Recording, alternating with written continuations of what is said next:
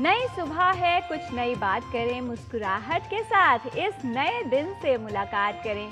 कल का दिन चाहे भरा था कठिनाइयों से, फिर भी हार कर बैठे नहीं, प्रगति के मार्ग पर चलते रहे निरंतर। नया दिन है, ये एक नई शुरुआत करें। सुप्रभातम, स्वागत है आपका इस विशेष कार्यक्रम में। मैं हूं किरण भारद्वाज।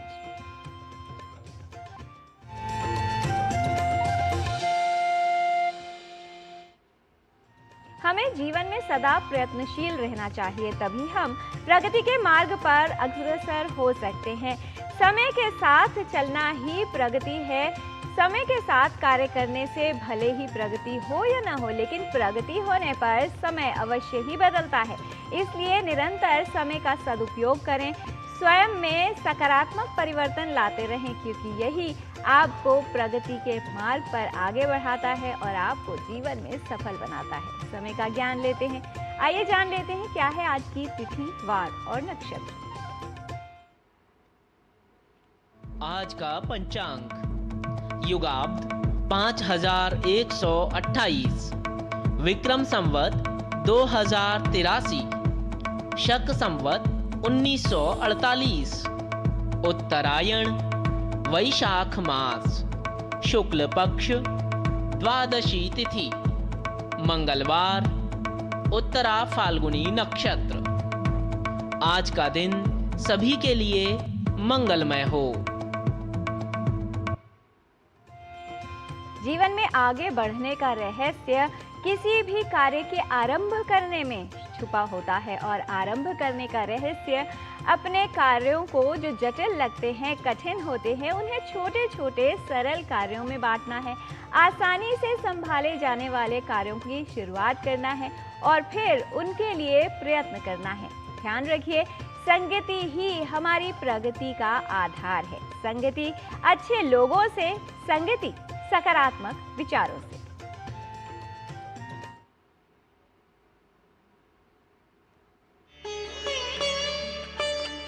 उत्थानं संयमोदाक्ष्यमप्रमादो धृतिः स्मृतिः समीक्ष्य च समारंभो विद्धि मूलं भवस्यतु। उद्यम, संयम, कुशलता, सावधानी, धैर्य, स्मृति और सोच समझकर किसी कार्य को आरंभ करना, ये सभी उन्नति के मूल कारण हैं। Effort, self-control, skill, vigilance, patience, memory, and initiating any task with thoughtful consideration, these are all the fundamental causes of progress.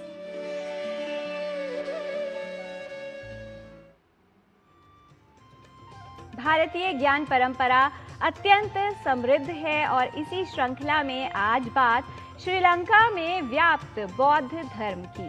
बौद्ध धर्म श्रीलंका से कई शताब्दियों पहले भारत में कई माध्यमों से पहुंचा। धीरे धीरे शुरू हुआ ये धर्म आज वहां मुख्य धर्म बन चुका है। इस प्रमुख धर्म अर्थात बौद्ध धर्म पर आधारित देखते हैं ये रिपोर्ट कि किस तरह से श्रीलंका में बौद्ध धर्म का प्रभाव है।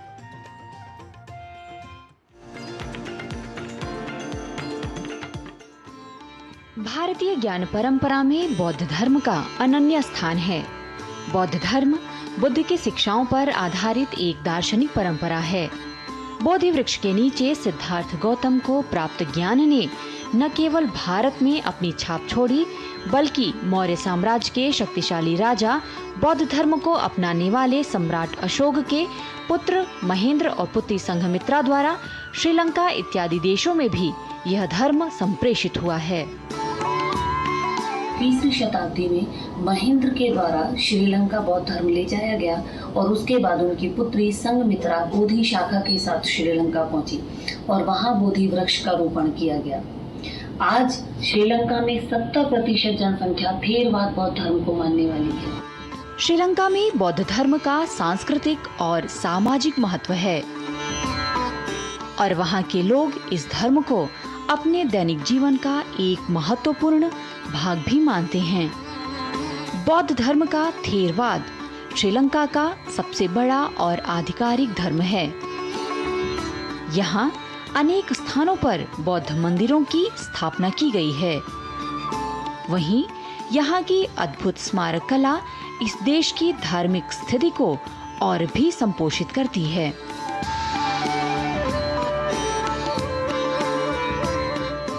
बुद्ध के अवशेषों के लिए निर्मित स्तूपों में अत्यंत महत्वपूर्ण है यहाँ का अनुराधापुरा, जहाँ बुद्ध के अवशेष स्थापित हैं, जिसको देखने लाखों की संख्या में लोग आते हैं। श्रीलंका में बुद्ध से जुड़ा सबसे बड़ा त्योहार है वेसाक पाया, जो बुद्ध के जन्म, ज्ञान प्राप्ति और महापरिनिर्वाण का स्मरण कराता है। यह त्योहार वैशाख मास की पूर्णिमा तिथि को मनाया जाता है, जिसे पारंपरिक रूप से भारत में बुद्ध पूर्णिमा कहा जाता है। इसके साथ ही इस देश में पवित्र पोसोन पाया उत्सव भी मनाया जाता है, जो बौद्ध धर्म के ऐतिहासिक आगमन का भी प्रतीक है। इस पवित्र अवसर पर हजारों की संख्या में भक्त मेहनताले पहाड़ी और अनुराधापुरा जैसे पवित्र स्थानों पर एकत्रित होते हैं। वैशाख पूर्णिमा का दिन बहुत धूमधाम से मनाया जाता है, जो जैसा कि भारत में मनाया जाता है। इसके अलावा वहाँ अनेक स्मारक हैं, अनेक स्तूप हैं, जहाँ लाखों श्रद्धालु आते हैं और वहाँ दर्शन करके जाते हैं। तो श्रीलंका में भारतीय संस्कृति, भारतीय ज्ञान परंपरा पूरी तरह से रच और बस गई है, जिसका श्रेय हम बौद्ध धर्म को दे सकते हैं। भारतीय ज्ञान परंपरा का यह दर्शन अहिंसा, दुख निवृत्ति और करुणा आदि को उद्भासित करता हुआ सामाजिक समानता और नैतिकता को भी संप्रसारित करता है। निधि तिवारी, डीडी न्यूज।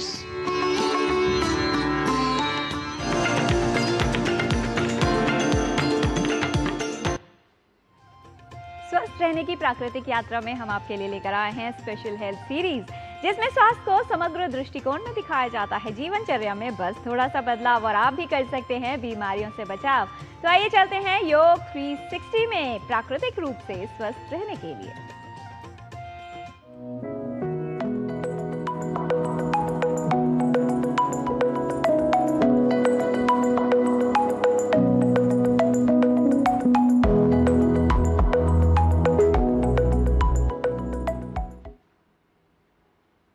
योग 360 में आपका स्वागत है। बच्चों से लेकर बड़ों तक सभी बनेंगे हेल्दी विद योग 360।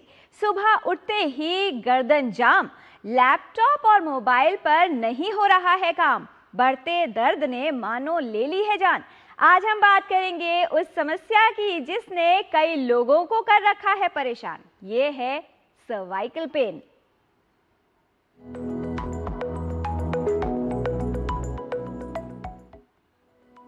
अब जरा सच बताइए, आप कितने घंटे रोज मोबाइल पर अपना समय लगाते हैं? कितनी देर लैपटॉप पर झुककर काम करते हैं? अगर आपका जवाब है 3 घंटे से ज्यादा, तो आप सर्वाइकल पेन के रिस्क जोन में हैं। तो चलिए आपको रिस्क जोन से बाहर निकालते हैं और ग्रीन जोन यानी सेफ्टी जोन में लेकर आते हैं।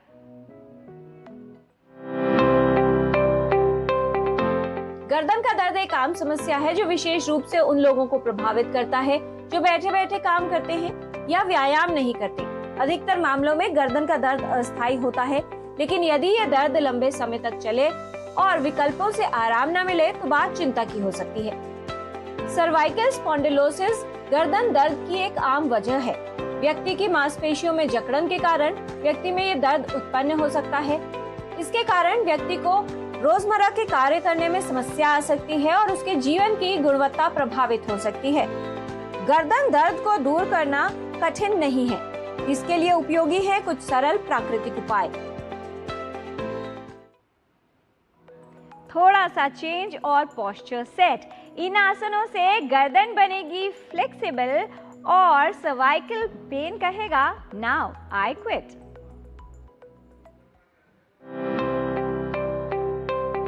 आज हम कुछ ऐसे आसनों का अभ्यास करेंगे जो हमारे सर्वाइकल पेन को कम करेंगे और अगर है तो उसे रिड्यूस करेंगे। पहले आसन का नाम है भुजंग आसन। इसके लिए हम अपने पेट के बल लेट जाएंगे धीरे से करवट लेते हुए आपके पैर के पंजे नीचे की तरफ रहेंगे, टोस पॉइंटेड डाउन, दोनों एड़ियां पास पास, हाथों को कंधों के नीचे रखेंगे। आपका फोरहेड मैट पर रहेगा। सांस लेते हुए धीरे से अपने अपर बॉडी को ऊपर उठाएंगे, सर को ऊपर उठाएंगे, चेस्ट को ऊपर उठाएंगे। कुछ देर यहाँ पर रोक के रखेंगे और सांस छोड़ते हुए नीचे की तरफ आएंगे।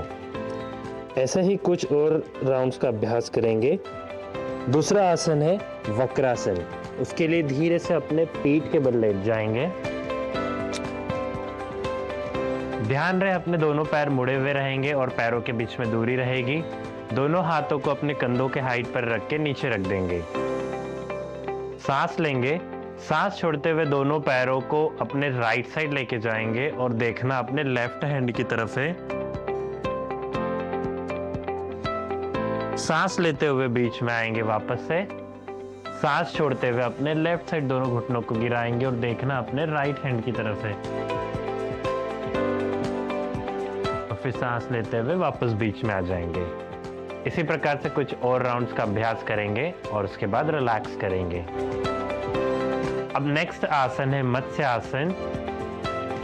इसके लिए अपने दोनों पैरों को क्रॉस करेंगे, या तो सुखासन में लेट जाएंगे या तो फिर पद्मासन कर लेंगे, जैसे आपकी क्षमता है उसके अनुसार। धीरे से दोनों घुटनों को नीचे की तरफ जाने देंगे और अपने दोनों हाथों को अपने सर के ऊपर होल्ड कर लेंगे और इसे रिलैक्स करेंगे। कुछ देर इसी आसन में रुकेंगे। फिर धीरे से अपने आंखें खोलेंगे। धीरे से अपने दोनों हाथों को साइड में लेके आया और धीरे से अपने दोनों पैरों को रिलैक्स कर देंगे और कुछ देर यहीं पे आराम करेंगे। मुड़ ना पाए गर्दन, पेन ने किया स्ट्राइक, नेक मसल्स भी होने लगी हैं टाइट। सर्वाइकल पेन की समस्या से राहत चाहिए तो आपको लेनी होगी ये हेल्दी और न्यूट्रिशियस डाइट। जो सर्वाइकल पेन होता है उसमें हमें जो बेसिकली है वो वात शामक या फिर एंटी इन्फ्लेमेटरी जो फूड है वो हम पेशेंट को लेने के लिए रिकमेंड करेंगे। जैसे हम मोरिंगा की जो फलियां हैं उसका सूप बना के पेशेंट को दे सकते हैं। इसके अलावा उसकी हम सब्जी बना के या फिर कोई भी रेसिपी है उसमें हम उसको ऐड करके पेशेंट को खाने के लिए दे सकते हैं। इसके अलावा एक चीज़ होती है रागी, उसमें बहुत ज़्यादा कैल्शियम होता है, तो रागी की डिफरेंट जो फॉर्मुलेशंस हम बना सकते हैं। जैसे रागी का हम सूप बना सकते हैं, बटर मिल्क बना सकते हैं, रागी डोसा बना सकते हैं, रागी चीला बना के हम पेशेंट को दे सकते हैं। इसके अलावा एक जो बेसिक हमारे किचन के सिंपल मसाले होते हैं, मेथी, जीरा, अजवाइन, तो मेथी को 50 ग्राम, जीरा को 20 ग्राम और अजवाइन को 10 ग्राम लेके उसको मिक्स करके हम आधा आधा चम्मच सुबह शाम पेशेंट को लेने के लिए बोल सकते हैं। सोते टाइम जो पेशेंट है उसको हम 1 गिलास दूध के अंदर आधा चम्मच तक देसी घी डेली पीने के लिए बोल सकते हैं। रात को सोते टाइम दूध के अंदर 1/4 से आधा चौथाई चम्मच हल्दी हम मिला के पेशेंट को रेगुलर पीने के लिए बोलेंगे, जिससे उसको पेन में, इन्फ्लेमेशन में काफ़ी रिलीफ आएगा।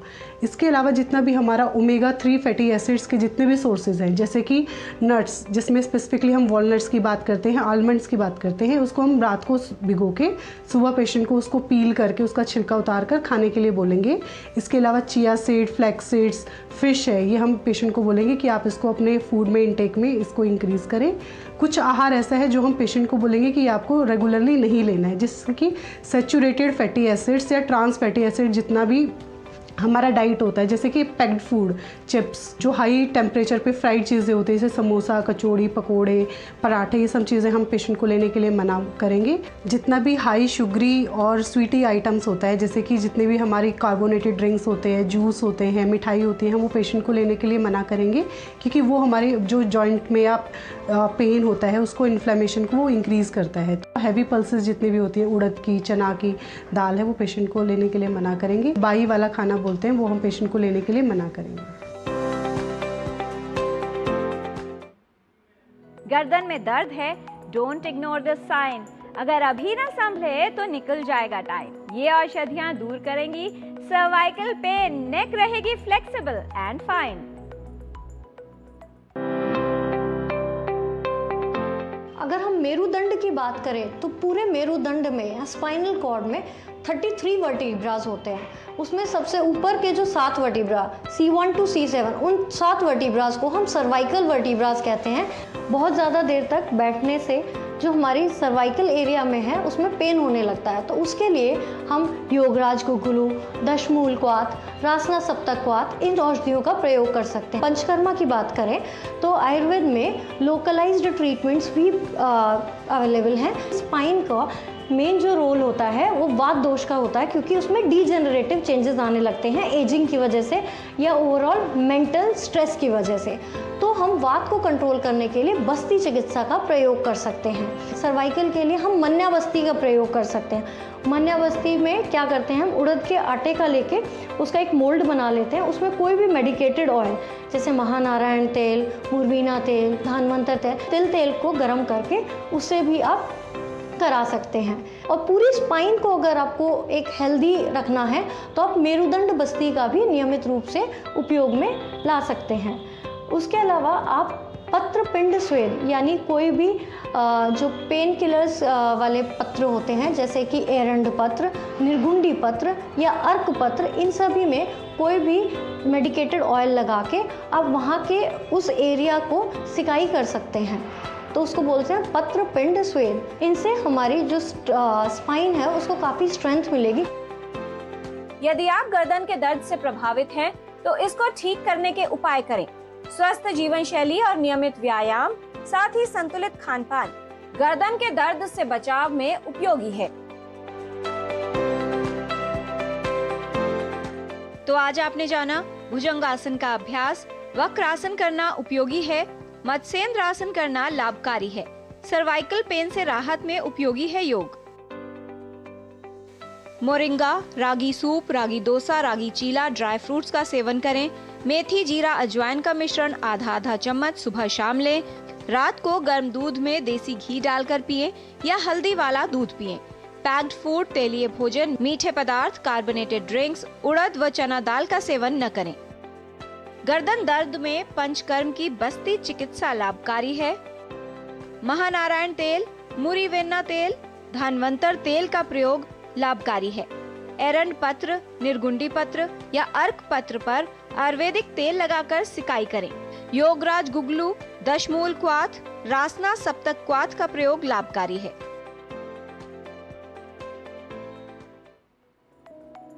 याद रखिए, आज की गलती कल का पेन। रखें डाइट, एक्टिविटी और एक्सरसाइज का ध्यान, जिससे सर्वाइकल पेन न हो अगेन। नेक में stress, don't be late. Right habits will fix the problem. Neck बनेगी स्ट्रॉन्ग एंड स्ट्रेट। हेल्थ संबंधित जानकारी हम आप तक ऐसे ही लाते रहेंगे, आपको हेल्दी बनाते रहेंगे। बच्चों से लेकर बड़ों तक सभी बनेंगे हेल्दी विद योग 360।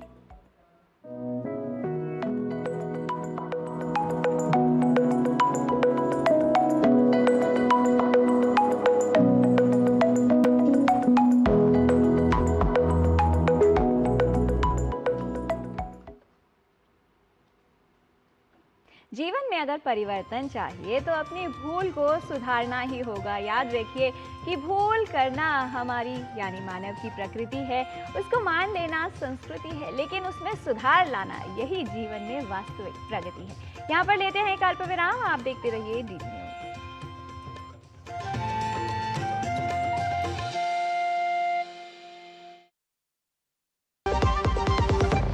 खाने में मेरी क्वीन के लिए क्या है? किंग मटर पनीर, किंग बैगन भरता, king veg pulao, king palak paneer kofta. ये सब किंग क्यों?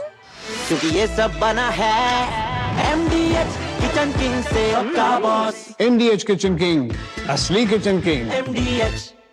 जरा सी हंसी दुलार, जरा सा जरा सी अंदर प्यार, जरा सा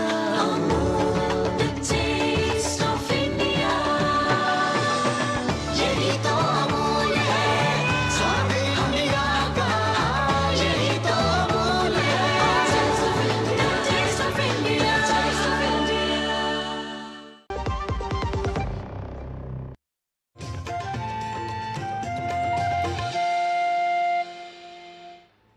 ब्रेक के बाद आपका स्वागत है। ज्ञान प्राप्ति की इच्छा ही व्यक्ति को उन्नति अर्थात प्रगति के मार्ग पर ले जाती है। आइए संस्कृत भाषा का ज्ञान लेते हैं हमारे सहयोगी डॉक्टर गवीश द्विवेदी के साथ और जान लेते हैं संस्कृत भाषा के सही और उचित प्रयोग।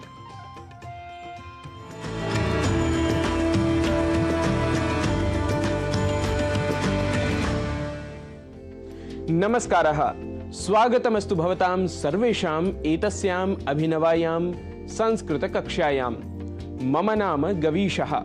मित्रों, संस्कृत कक्षा में आज हम यात्रा के समय, विशेष रूप से ट्रेन से यात्रा करते समय किसी यात्री से किए जाने वाली बातचीत में प्रयोग में आने वाले वाक्यों के कुछ अंशों को संस्कृत में बोलना सीखेंगे। आइए देख लेते हैं आज के वाक्यों को। यदि हमें पूछना हो आप कहाँ जा रहे हो, तो इसे संस्कृत में कहेंगे भवान कुत्र गच्छन् अस्ति। भवान कुत्र गच्छन् अस्ति। मैं वाराणसी जा रहा हूं। यदि यह वाक्य हो तो कहेंगे अहम वाराणसीं गच्छन् अस्मि। अहम वाराणसीं गच्छन् अस्मि। आप किस ट्रेन से जा रहे हैं? यदि यह वाक्य हो तो संस्कृत में पूछेंगे भवान केन रेलयानेन गच्छन् अस्ति। भवान केन रेलयानेन गच्छन् अस्ति। यदि वाक्य हो मैं वंदे भारत ट्रेन से जा रहा हूं तो कहेंगे अहम वंदे भारत रेलयानेन गच्छन् अस्मि। अहम वंदे भारत रेलयानेन गच्छन् अस्मि।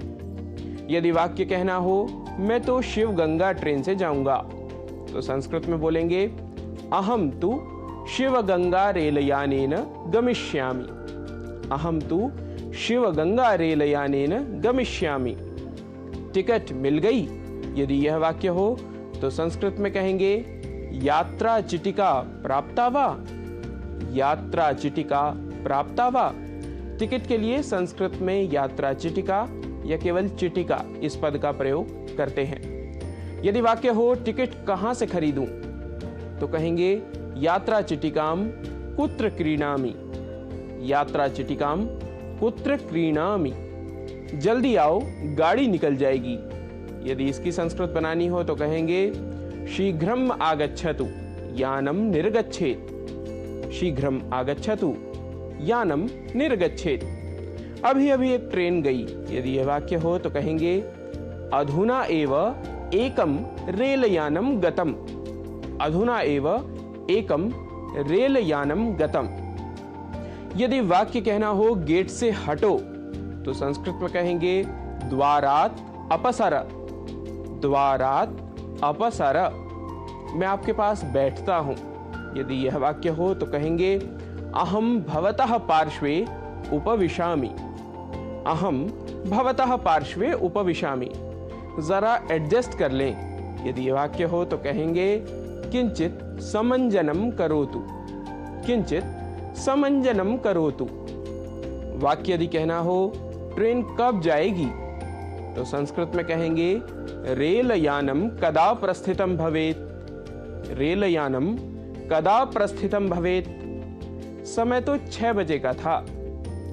प्रस्थान समयः तु 6:00 आसीत्। प्रस्थान समयः तु 6:00 आसीत्। यदि वाक्य हो ट्रेन में व्यवस्था अच्छी है, तो संस्कृत में कहेंगे रेलयाने उत्तमा व्यवस्था अस्ति। रेलयाने उत्तमा व्यवस्था अस्ति। यदि वाक्य कहना हो जल्दी उतरिए, तो संस्कृत में कहेंगे शीघ्रम अवतरतु। शीघ्रम अवतरतु। टिकट कंफर्म नहीं हुआ। यदि यह वाक्य हो तो संस्कृत में बोलेंगे यात्रा चिटिका प्रतीक्षा सूच्याम अस्ति। यात्रा चिटिका प्रतीक्षा सूच्याम अस्ति। ट्रेन नंबर क्या है, तो कहेंगे रेलयानस्य संख्या का। रेलयानस्य संख्या का। मित्रों, इन वाक्यांशों को आप भी अपनी किसी यात्रा के समय प्रयोग कर सहयात्रियों की प्रतिक्रिया जान सकते हैं। इससे 2 लाभ होंगे। एक तो आपका अभ्यास हो जाएगा और किसी अन्य को भी आप संस्कृत भाषा सीखने के लिए उत्साहित कर सकेंगे। आज के सत्र के लिए इतना ही। अग्रिम कक्षा में कुछ और वाक्यों को लेकर होंगे आपके समक्ष उपस्थित। तब तक के लिए नमो नमः।